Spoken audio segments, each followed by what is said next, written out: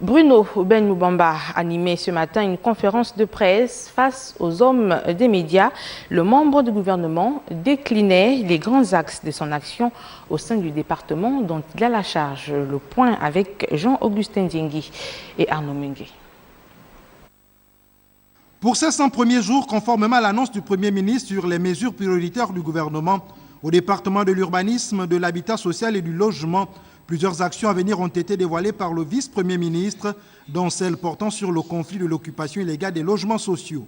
Nous allons régulariser ceux qui sont régularisables, expulser les hors-la-loi et accompagner les cas sociaux aussi bien à Libreville qu'à l'intérieur du pays pour tourner la page des conflits du logement et du foncier d'une part, et d'autre part, nous allons procéder au réaménagement des parcelles, à commencer par celle de la section YU8 du plan cadastral de Libreville, située dans la commune d'Akanda.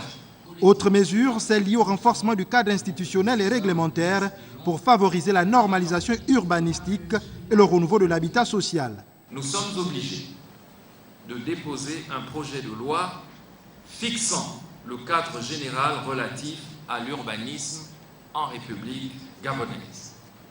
Ce qui nous permettra de procéder, entre autres, à la réforme de l'ANUTTC, une agence indispensable. Un nouveau système d'identification cadastrale et foncier doit être mis sur pied.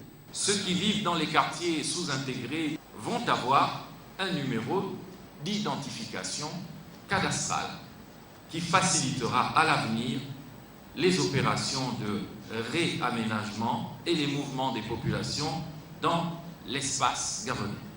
Le centre technique de l'habitat doit être opérationnel pour mettre une nouvelle norme de construction au Gabon. Longtemps demeuré inopérant pour des raisons budgétaires, le centre technique de l'habitat va démarrer ses activités très prochainement, c'est-à-dire dans quelques semaines, afin de promouvoir les matériaux locaux de construction, entre autres, et de réduire significativement les coûts de construction. C'est là donc un vaste chantier qui devra nécessiter des ressources humaines importantes et pour être en phase avec ces objectifs, un concours d'entrée à l'école du cadastre est prévu.